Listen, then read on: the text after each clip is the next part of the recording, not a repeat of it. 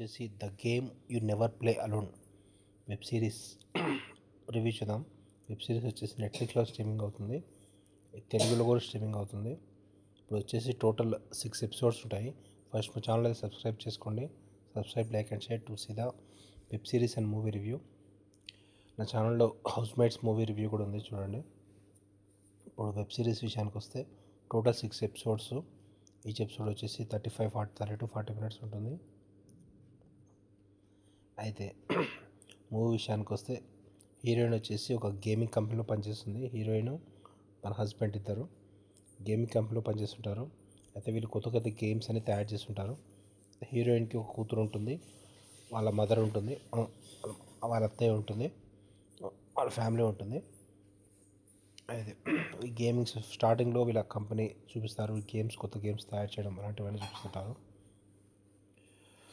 అయితే ఇక్కడ first episode ఎలా ఉంటుందంటే తను వచ్చేసి ఒకరు అటాక్ చేయడం అని చూపిస్తారు.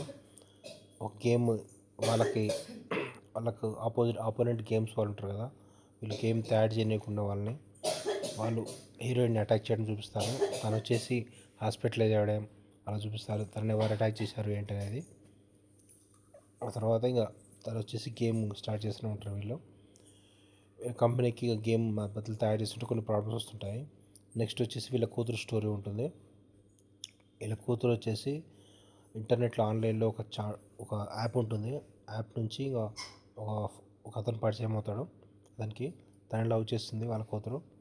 అయితే తన కూతురు దగ్గర నుంచి అతను క్రెడిట్ కార్డు తీసుకోవడం, అక్కడ నుంచి చాలా మనీ స్పెండ్ చేయడం అలాంటివన్నీ అవుతుంటాయి. అయితే తను వచ్చి స్విమ్మింగ్ క్లాస్కి వెళ్తుంటుంది. అయితే ఇప్పుడు ఆ టైంలో తను డిప్రెషన్కి వెళ్తుంది. ఎంత మనీ అతను మోసం చేశాడని చెప్పి.